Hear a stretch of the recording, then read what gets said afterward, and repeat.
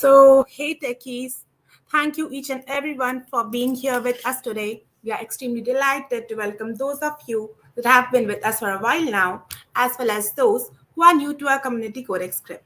Codex Script is a fascinating community established by a group of young professionals and students to provide new coding designs to freshers, assist to ace interviews, and provide valuable insights about emerging technology and marketing trends. As of now, we stand strong in more than 5 countries with an employee count of 500 plus people. Today, we are collaborating with Gina AI, a neural search company providing cloud native neural search powered by the state of the art AI and deep learning. Moreover, it is the most promising startup in AI open source software in recent times. At the end of the session, we will be having a one-on-one question Q&A session and an amazing swags giveaway. For the swags giveaway, the rules are mentioned in the comment section. That is, star the Gina AI repo on GitHub, post on socials about Gina AI, tagging them, and join this Slack channel. So that's it. So now that was enough about us. Moving to our today's special guest, the one and only Mr. Alex Curtin, a developer relations lead at Gina AI, straight away from Berlin. So without wasting much time, let us invite Mr. Alex on the dice. Hey, everybody. Welcome to Codex Script, Alex. I would have said hello, but namaste. Namaste. So, how are you doing? I'm doing very well. It's a lovely day here in Berlin. Yeah, the graffiti's everywhere. The punks are everywhere. It's beautiful out there. That's a great thing. I wish you the pink of health. So, Alex, have you ever been to India before? I haven't. It's always been on my bucket list. And, well, I haven't been anywhere lately because of COVID. But hopefully one day, I've got so many wonderful teammates in India and so many awesome community members to meet. So sooner rather than later, I hope. Yes, actually, well, you should visit once. We would love your presence. Oh, I would love to be there. Yes. So, Alex, tell us more about Gina AI. What exactly is it? So Gina AI, well, Gina AI is our company. Gina is our product. And it allows you to build your own search engine powered by AI. So we're not another Google or Yahoo. We don't provide a search engine. We give you the tools to build one. And it's all powered by state-of-the-art AI. It's all open source, so anyone can freely use it. And it can search any kind of media: text, images, audio, video, 3D meshes, amino acids. If a neural network can understand it, Gina can search it. Anything under the cloud. Great. So, Alex, how was your journey to Gina AI? What were the obstacles? How did you overcome them? So Gina was founded about a year and a half ago, and I was one of the first employees. And we were still really small at that time, only 3 or 4 people. Now we're something like 30 or 40. And we've been growing really fast. In under 2 years, we're already at version 2.0. That's been a huge change from everything we've done before. And yeah, that brings up one of the obstacles, really. Version 0.x and 1.x, they worked, but they were very difficult to use. Even I, as one of the first employees, I couldn't use it. But 2.0 is chef's kiss. It's streamlined. It's super easy to get started. It's logical. You can keep it all in your head. It's really nice. Good things take time. Mm-hmm. So my next question will be, in this competitive era, what makes Gina AI stand out among others? How is it better than the others? I would say that we make it super easy to build your own search engine. We're soon launching Gina Hub 2.0. That allows you to use industry-leading models in your code with just one line of code. So instead of writing boilerplate and hundreds or thousands of lines of code, you can write your own search engine in under 100. And if you don't believe me, you can check the examples on my personal repo. I built very simple image and text searches. And if you go to examples.gina.ai, you can play with our meme search. So you can upload an image and find similar memes, or type in some text and find related memes, like SpongeBob SquarePants or something.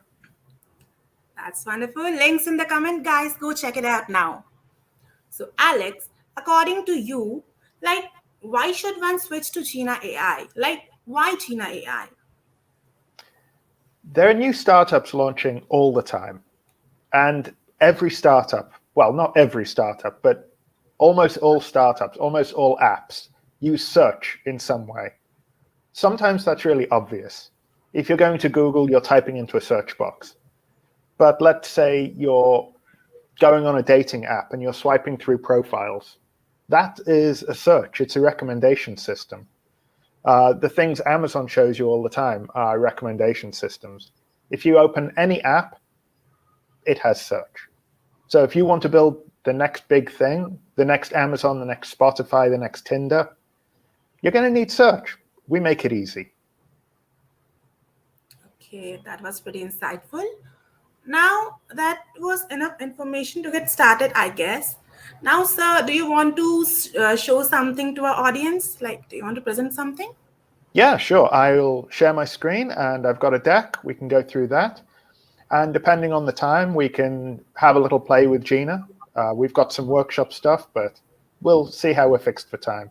And after All that, right. I'll talk about how to contribute. Works fine. Okay, give me 1 second.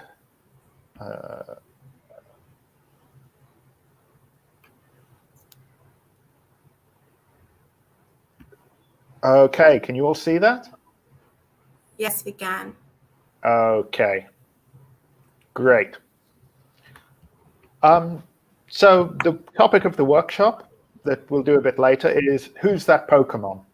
If you watch Pokemon on TV as a kid or as not a kid, you will have seen this. And we can build a search engine to take an image of a Pokemon or a shadow of a Pokemon and find similar Pokemon to it. It's a very simple demo, just very simple thing to play with, but it's enough to get started. But first, we'll start with an introduction to neural search, and then to Jina AI. We'll do the workshop, go over some further reading. So, as I said earlier, when most people think search, they think about text, typing something into a search bar. But that's not all search can do. For example, maybe you want to search PDFs, or you don't just want to search what's inside it, you want to find similar PDFs, or find PDFs with a picture of a kitten in a wizard hat. That's something neural search can do. And because neural search isn't just about text, you see, it relies on neural networks. And you can train neural networks to understand text or to understand video or images or 3D meshes. So we can search a whole lot of different things. We can search for songs by Beyonce. We can search for apps in an app store. We can search for images in an e-commerce website. You see some sneakers you like, upload a picture and you'll find similar ones. Or if you think about it, most chatbots are also about search. People are asking chatbots questions. They are searching through the database and coming up with answers. So neural search is all about using embeddings from deep learning models for similarity search. So we can take an image of Bulbasaur here and map him or her, map them. I don't know how Bulbasaur identifies. Map them to a vector. And if we map all of these images to vectors, things that are more similar have closer vectors to each other, as we can see. So yeah, Charmander's all over there alone, and a couple of Bulbasaur are right here. Advantages of neural search is that because we're talking about neural networks, I mean, we've all got a neural network in our own head, but yeah, and our own heads understand things. And that's what neural networks do. We could put understand in finger quotes maybe, but it's the same thing. And that's where the semantics comes in. Neural search understands the deep semantic meaning of things. So if you type scarlet hat into Google, it'll come up with, well, or into your own search engine, it could come up with red caps, or what's another word for red? Blood-colored top hats or something. It's data type agnostic. So as I said, you can search for pretty much anything. And you can use a whole wide array of models that are already pre-built. They're already out there. They're being used by companies like Spotify, like Google, like Apple, like Amazon. They're all available off the shelf, and they're open source. And the key thing that Gina does that makes it quite different is it solves the challenges of infrastructure and optimization. You could build a neural search without Gina, sure. It's a lot of code, and hosting it and getting it working, getting it cloud ready, that's a whole challenge in and of itself. So that's where Gina really shines.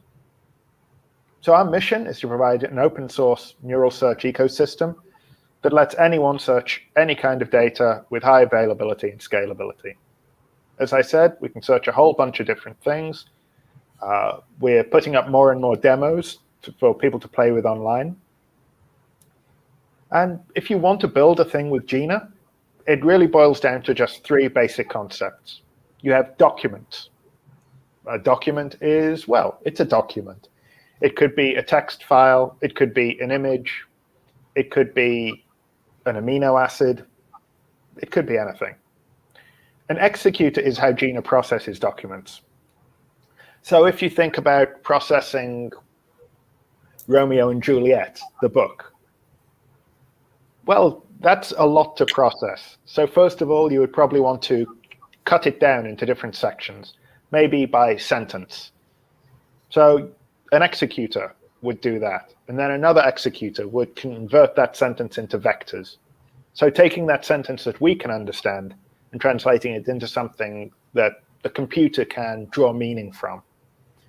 So we've got several executors. We'd have another one to build an index to make it easier to search. And then the flow connects these three executors together. And you feed documents in one end, they're processed by the executors, an index is built, and when people search, they use the same flow, and the matching documents come out. So Gina, the core, is our open source framework.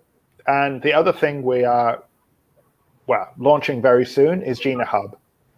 So I spoke about all these executors. You can build them yourself manually. It's pretty straightforward. But if you want to save code and save time and save effort, you can just pull them directly from our hub with, one line of code. Are there any questions so far? We will have them in the Q&A sessions. Okay, perfect. So are we done with the presentation? Oh, we have the workshop now. We have some time for the workshop, I believe. How long do we have for, the Q&A, the other stuff, how long will that take? I just want to keep an eye on the time. So they won't take more than 15 minutes, I guess. Okay, cool. So I'll go over the workshop very quickly. The workshop will build a neural search image for Pokemon, a neural search engine for Pokemon images, and it'll cover some of the basics. And I hope all of you have already installed Jupyter Lab and things like that.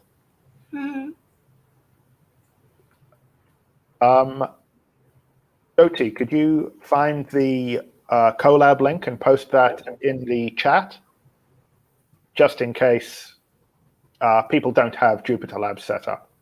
Yeah, sure. So I hope all of you are familiar with Jupyter Lab.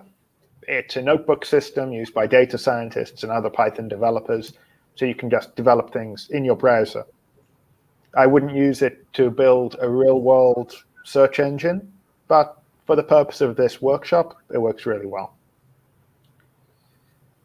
So, as I said, we've got some prerequisites. I need to clone the repo, so let's do that. The link is in the description, guys. Perfect. So it seems that most of this stuff I already installed it before, but it's going and doing its thing. And then we have to get the data set we want to search through. In this case, just a whole bunch of Pokemon images.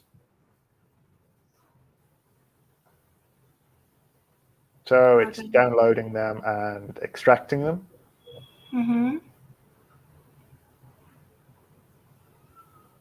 So from Pokemon Red, Green, all the old Pokemon games, because the images are simpler and it's quicker to search through them. Oh my days, come on.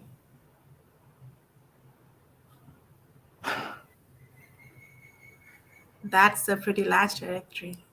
Yeah, that's a lot of Pokemon. That's a whole zoo of Pokemon right there.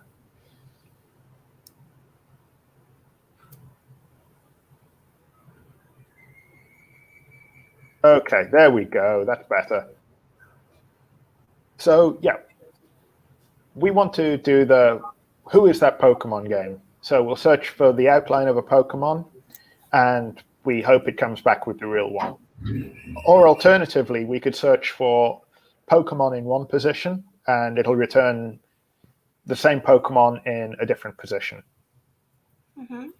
So we'll just load up some of the code here. Some of this is specific to Jupyter Lab, just so it'll automatically reload the changed files. And we want to ignore a few warnings because iTouch and a lot of things, they always love to warn you, even about unnecessary things. You know, we're not ignoring errors, we're just ignoring warnings, which is, yeah, probably not a good way to live life.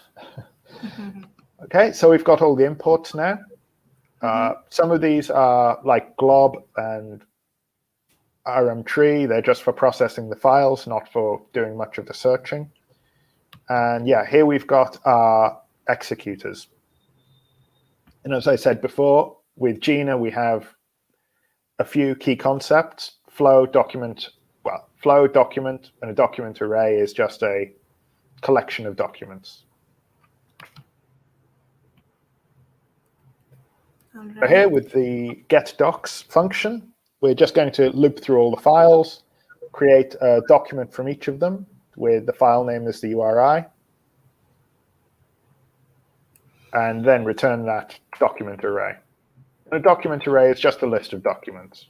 It's like an array in most programming languages is a list, or more or less like a list in Python.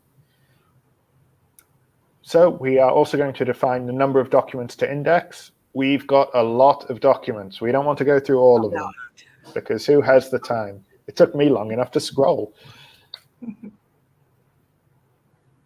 So there we go. We're also going to set up the workspace folder and the port we will listen on. And just so we know what we're playing with, so we can see some of these images, we've got Bulbasaur, we've got something, something, something, and something else.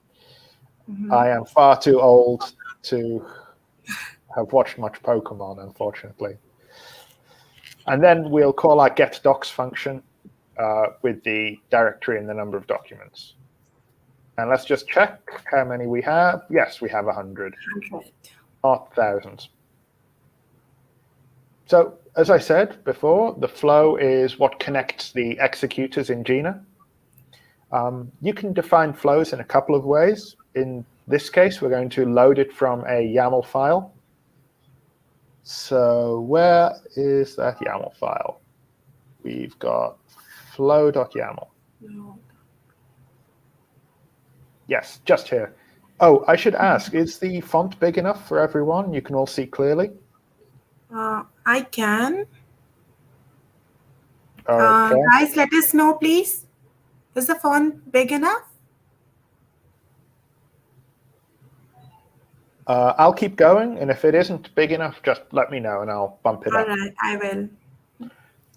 So this is our flow, and a flow connects executors. And to remind you, executors perform a separate, discrete task on a document. So our first one is a crafter. This just ensures all the images are resized to the same dimensions. It normalizes them, and that makes it a lot easier to encode them into vectors. And then we have the encoder. So this generates a vector embedding from the images.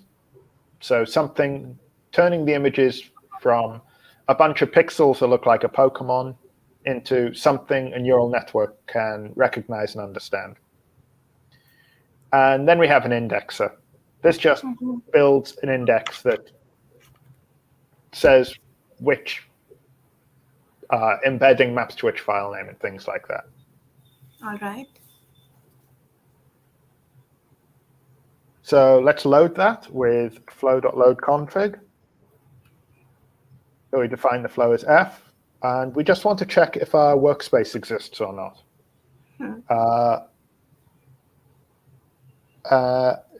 Apparently it doesn't, so that's good, but let's just check. Anyway, it removed it with rm-tree. And we can also see what the flow looks like with flow.plot. Oh, something went wrong there. That went wobbly. Anyway, not the end of the world. Not a showstopper. Cool. So we've defined the flow, but we haven't actually started using it. So we have to open it as a context manager. So with flow, we post a message. So we say on index, the inputs are the documents, and the request size is 64. So it'll be dealing with 64 documents at a time. Okay, so we've got big transfer encoder. Sorry? Ready and listening. Yep. Like I hope all of you are. So yeah, it's starting the download of the model. We don't have a GPU, so no big deal. Blah, blah, blah. Always the warnings. But I think it's indexed everything. Questions, we'll come back to that at the end. I know, there we go. So it's got the indexer and the encoder going. Yeah, we've got the little star there, the asterisk, which shows it's still doing its thing.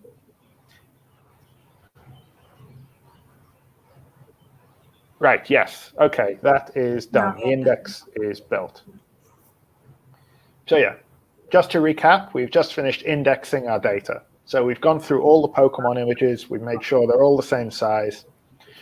We've turned them into something the computer can understand. We've built an index.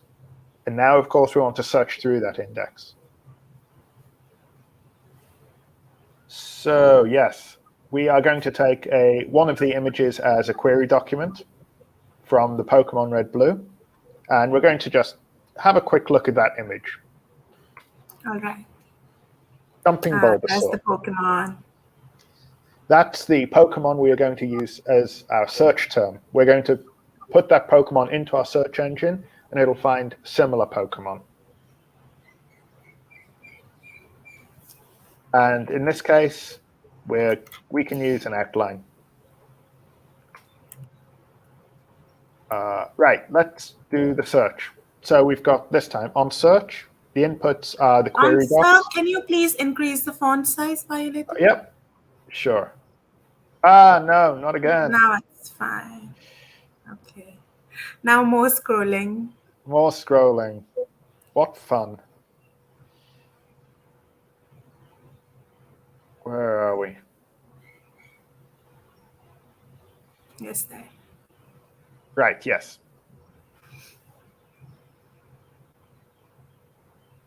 So yes, the inputs are the query docs. In this case, the shadow of the Pokemon.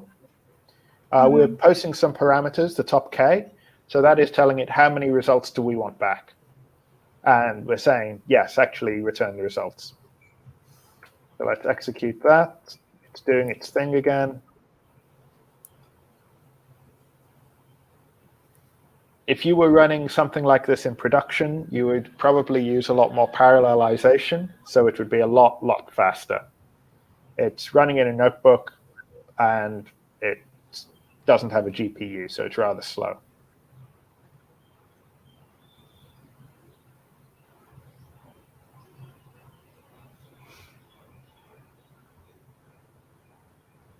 Okay, that has loaded. That's finished its thing. And now we can look at the return documents. Okay, so unfortunately, not very good in this instance. And that's okay. That happens because sometimes we need a better encoder, a better model. So the encoder is really the brains behind the neural network. So obviously, this encoder didn't go to Pokemon school. It doesn't know what it's doing.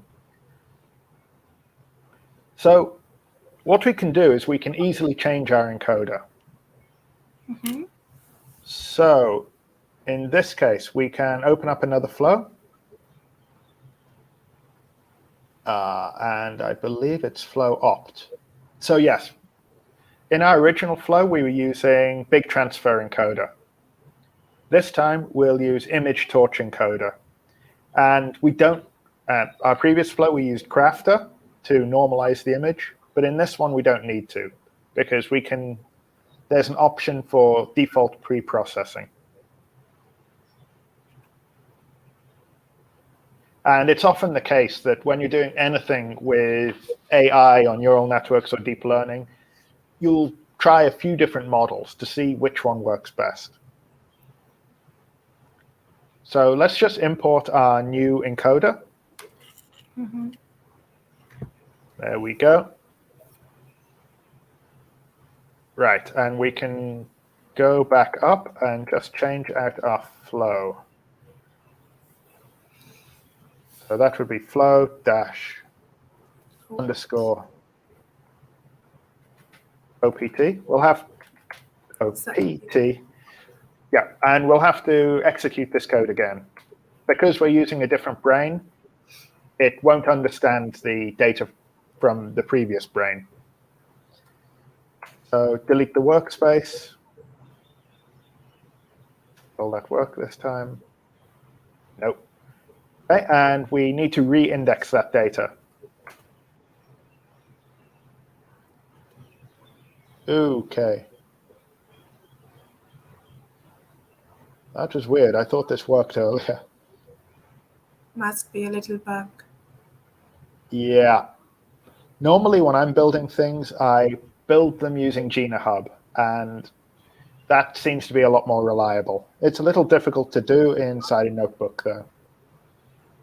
That's okay, so we can like skip this part maybe? Sorry?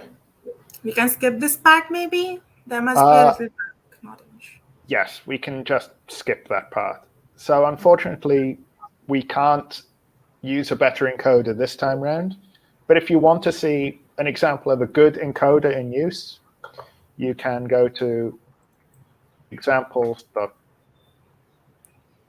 So if we go here, examples.gina.ai, I've got my own example here for meme search.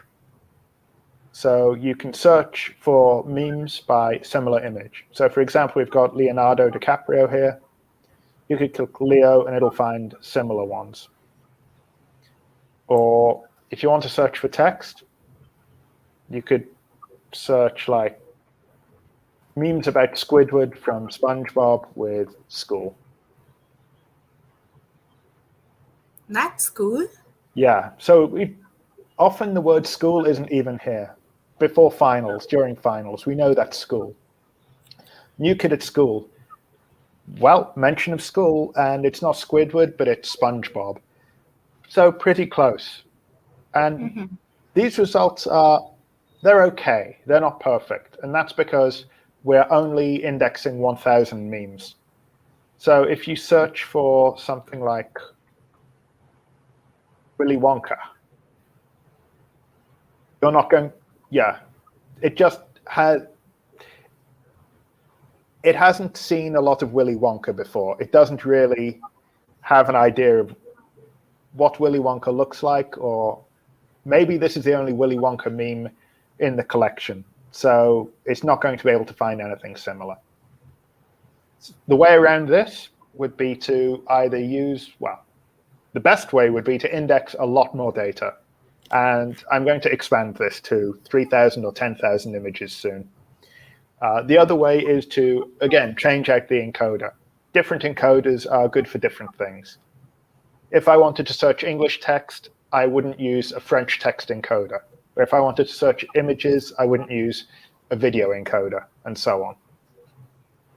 Right. Yeah, so that's about as far as we can go in the workshop, unfortunately. You Actually, that can. was pretty insightful. Oh well, I'm happy to help. So yeah, just moving forwards. Now that we've done the workshop, so we can have a look at the models again. So we had BIT, that's big image transfer, and we had ResNet 18. I think that's one with torch encoder. So BIT is not good at finding Pokemon from shadows, but it is good at finding similar Pokemon. And when I do the meme search, this meme search uses BIT. So it's good for finding similarity. And on the other hand, ResNet 18, it's good at finding, come back here. Good at finding things from shadows, but bad at finding similarity search. Everyone has its own superpower. Exactly. You just got to believe in yourself. So just to wrap up, Gina provides the design pattern, the documents, flows, executors. You bring the data, and, well, it says here you bring the model as well. That's half true. You can choose the model you use. You can build your own, or you can use one from Gina's upcoming hub.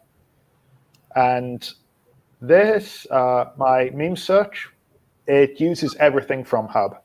So we can actually check out the repo. Take a note, guys. Go check out the GitHub repo. Link in comments.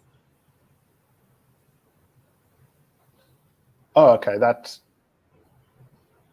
image search backend. Yeah, okay. Here's the repo. So not many things. And I think I can actually remove executors. I don't need that anymore.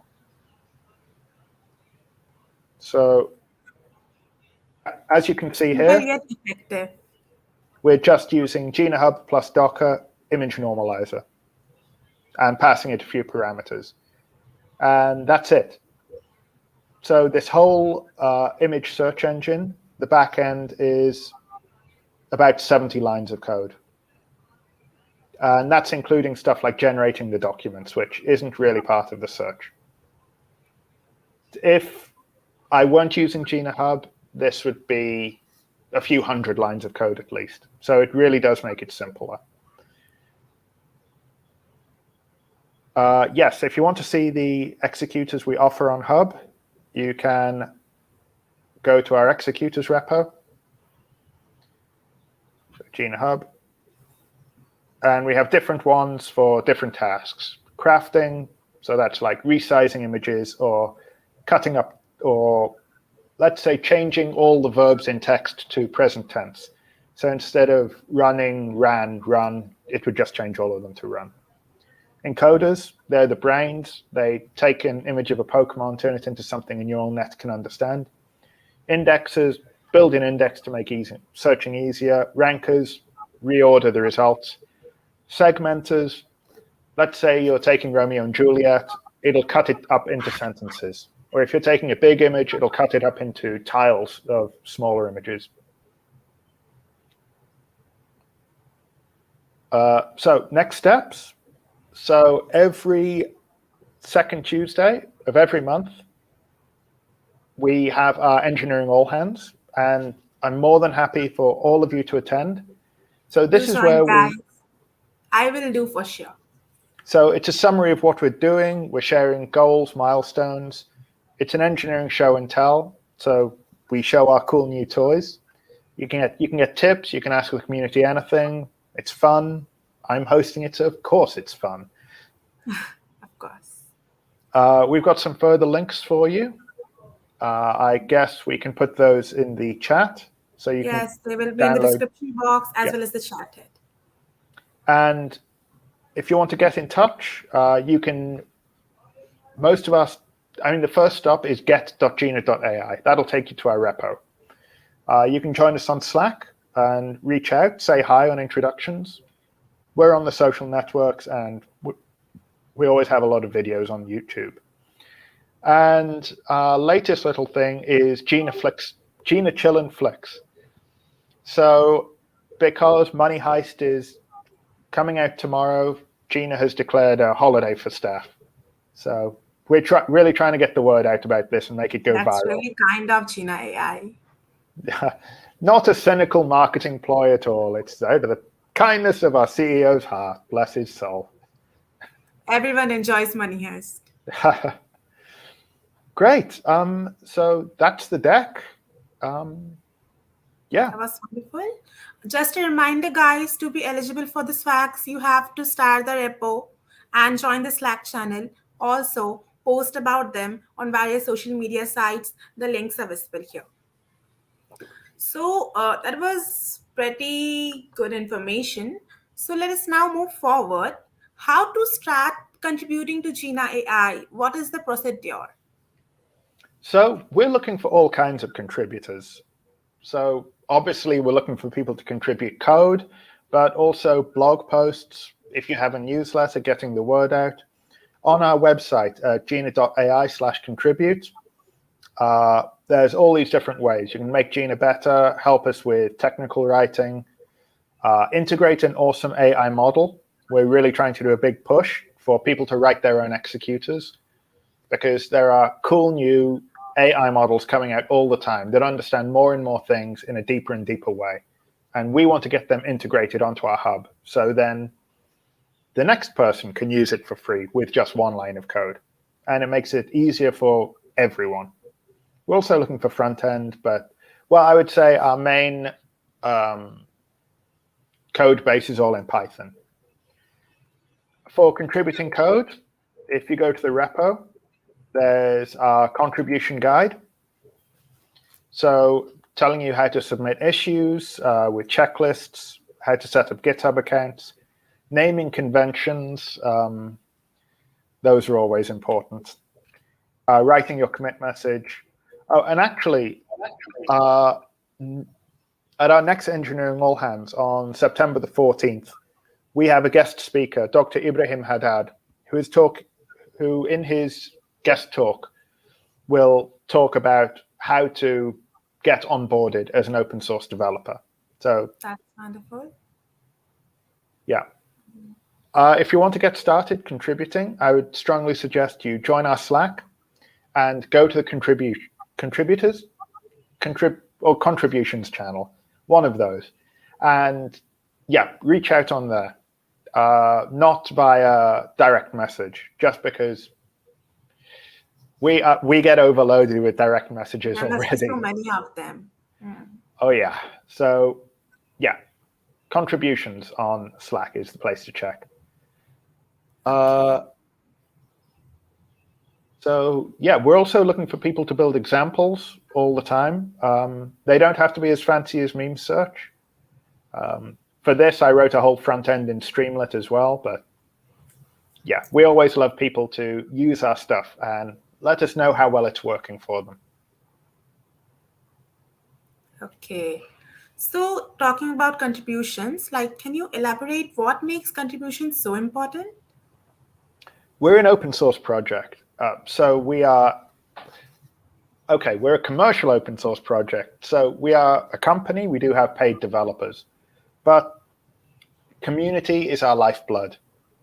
Without our community, we wouldn't be where we are today. We love contributions from people outside the company, from students, from anyone doing amazing stuff. It really helps, and it brings a real community spirit to things. Can't agree more. So any special tips or suggestions for the same? Special tips for contributing, I would say, as I said, get on Slack, start talking there. We have a good first issues channel. So if you don't know where to start, You can go right there. There are links to our first issues on GitHub, so you can get up and running really fast. I would say don't be shy about communicating. It's better for us to overshare than to undershare. Don't worry about bothering us. As long as you're doing it through the correct channels, we're good. Perfect. Folks, so that was an amazing sneak peek inside Gina AI community. I know your mind must be blowing up with queries. So without wasting much time, start bombarding your questions in the comment sections below. So meanwhile, Alex, why don't you tell us about how is the life at Gina AI? Mind sharing an insight? I bet many of us are curious about it. So I've worked at a lot of companies. My role is doing developer relations. So I am out there getting people onboarded with our product, using our product, kicking the tires, building stuff. And I've done that at similar places before. I partnered on a program with NASA at one point. I've done open source eco-village stuff. But I have to say, Gina has some of the smartest and coolest people I know. And yeah, it's a project I believe in. I use it. It works. It's cool. It's still everything that is open source is under constant development. So things change, but it's getting better and better all the time. And yeah, open source is just so important to me. All the stuff I know now, all my Python experience, I build robotics in my spare time. Those are open. That's relying on open source. And I didn't major in computer science. I majored in Chinese.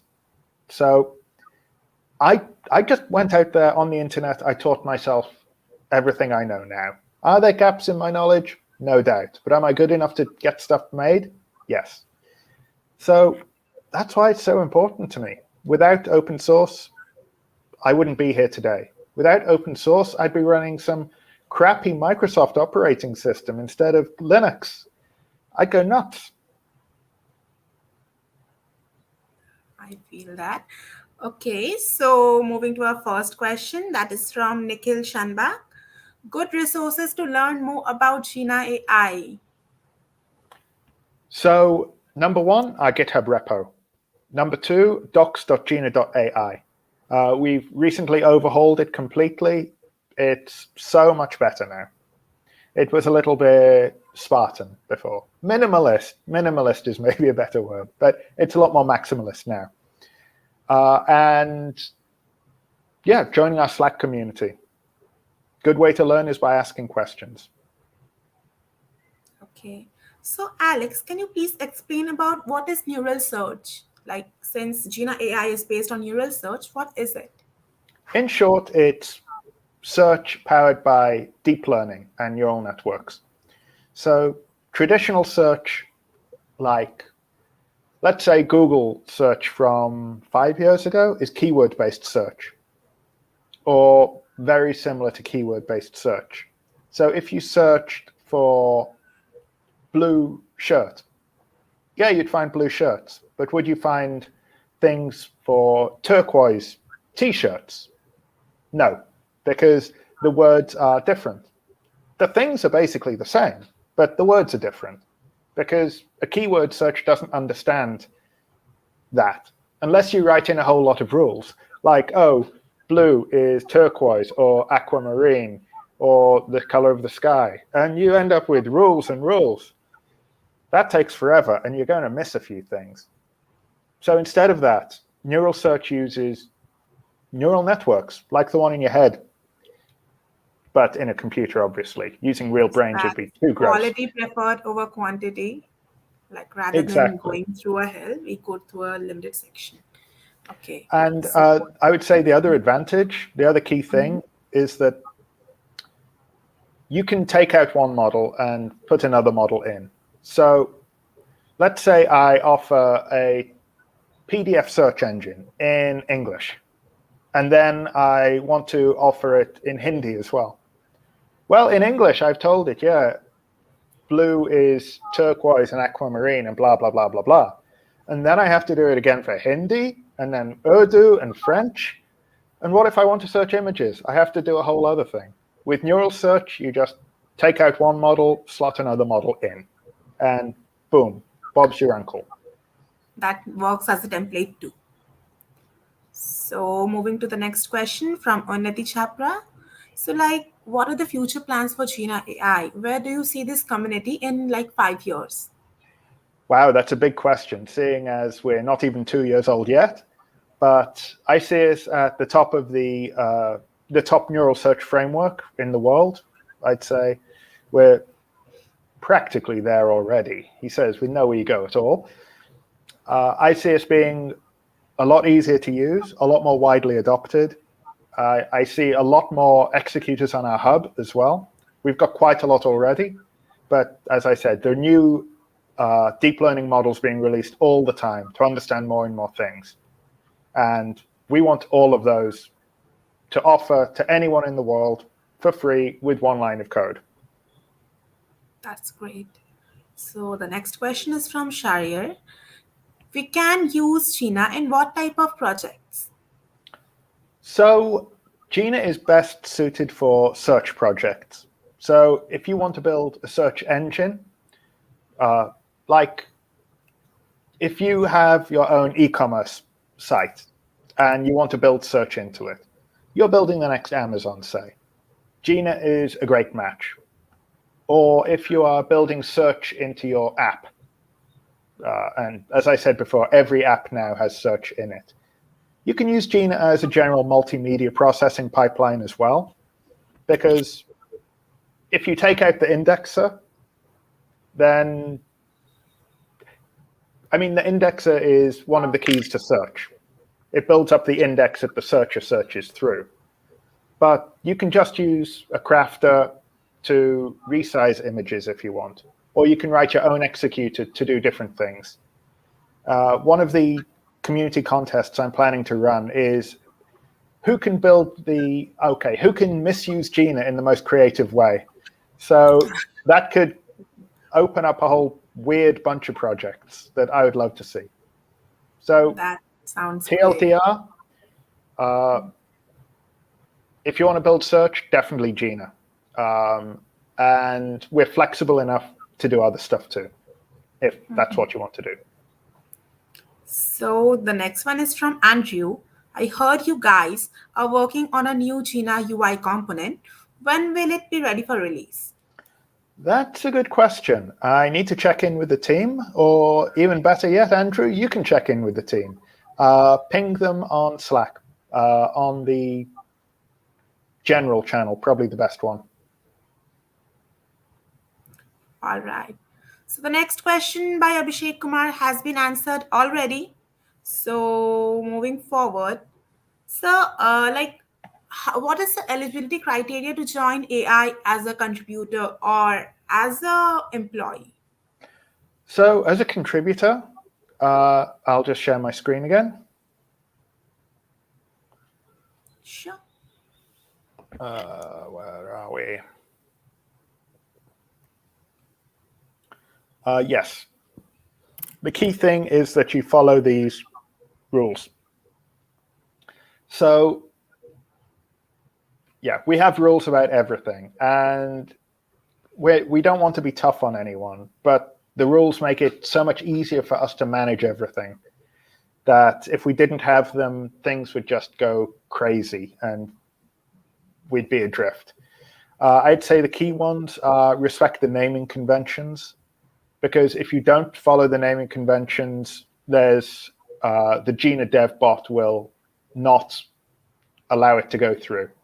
So we have different tags for different kinds of contributions. These are all for code. And yeah, if you want to come on board Gina as an employee, I would say become a contributor first, because one of the key requirements, well, we consider a good contribution as part of your CV. I would say also have a very active GitHub account. So if we go to, you can go to mine and see what that looks like. This is my GitHub account. So we love to see a lot of these green squares. That is one of the most beautiful things we ever see. Yeah, and obviously have some recent contributions to cool projects. Yeah, and experience in Python is, unless you are a front-end engineer, yeah, Python is pretty key. Okay, got it. So at a personal level, why do you suggest Gina AI? At a personal level. Oh, because they pay me. No. No, honestly, it's because I do enjoy using it. I've used a lot of different tools before, and as I said, Gina 0.x, 1.x, I couldn't use them. They was technically beyond me. And I have quite a bit of Python experience. The paradigm was just there were way too many layers. Gina 2, 2.x, it's just document executor flow. That's easy for me to keep in my head. And it's logical. It makes sense. And it works. Cool. So, next question is by Abhishek Kumar. What is the purpose of Gina AI? To build the greatest neural search framework in the world, to empower anyone to build their own search engine for their own projects, free of charge. Okay, well, you should see this. It is by Aman. Like whoever wrote the Gina documentation really did a cool and wonderful job. It's so detailed, loved it. Yeah, we have our CEO Han Xiao and Guy Aladdin, I think, to thank for that. Though we have all pitched in. Having clear docs, I think that's the key to building a good product and a good community, especially in open source. It can be really simple in my head, but if nobody can read about how to use it, then it's just black magic. It's pointless. Documentation is the first image of something. So, moving to the next question, which is by Parinita Das. Can I use Sheena directly in my Python file? Yes, you can. And by that, I mean, previously hang on, let me share again. So I'll share my entire, actually, no, I can just share that repo. So, okay.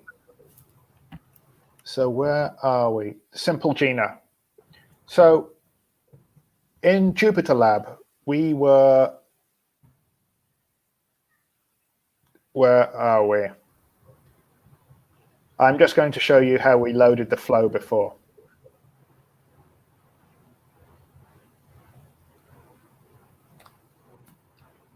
Come on, silly thing. So we loaded the flow from a YAML file before, right? And YAML is really good because you can swap the flows in and out quite easily. But for me, especially for building simple things, I prefer to do it directly in the code without using YAML. So we can see here. So we would just do flow.add users, and that's the name of the executor. And you can just chain them, add. So yeah, you don't need to use any YAML at all. You can just do it in absolutely pure Python. Okay. So the next question is from Prathamesh Savan. I am currently working on academic project course recommendation system. Can I use Gina library for that? Since it's also based on AI, so can we? Certainly, if you're building a search function for it, then it makes a lot of sense. I mean, if you're doing an AI-powered project, all the better to eat your own dog food, to practice what you preach by using neural networks everywhere you can. And yeah, we are looking at ways to use Gina for content recommendation systems as well. So yeah, if your audience watches a video about using neural networks to search images, then the recommendation system would find similar videos to recommend to them. Okay, so that's the answer. Next question is from Sohail Khan. How is China AI different from other AI development companies? I'm sorry. I would say the focus on, well, I would say one of them is that we are more about applied AI. So using AI in the real world for real world use cases. So we're not all about creating the amazing brain, the amazing neural network itself. We're about taking existing neural networks and making them really easy to use and making them plug and play. The other is that we are highly focused on one thing, just search. Well, mostly search. Okay, so this one's a bit generic by Abhishek Kumar. Where can I use Sheena AI? You can use it anywhere. Well, I will say that we natively support Mac and Windows and Linux.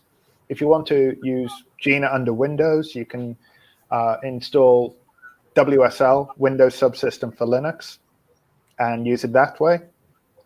The meme search I showed before, that's running on AWS.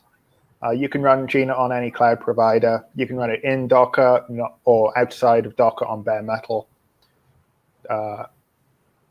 Yeah. For me, the memes, I indexed them on a laptop without a GPU. It didn't take too long. If you are doing something like video search, that requires a lot of compute for encoding. So I would suggest using a GPU instance for that. But just, text or images or possibly audio or amino acids, which is kind of another way of doing text, really. You can build something simple and test it out on whatever machine you're using. Probably not your phone, but any kind of Windows or not Windows, Linux or A Mac or PC. WSL2 system. Okay, so as of now, how many developers are using Gina AI? That's a good question. We are always trying to dig that out because we're an open source company and we're not focusing on front end.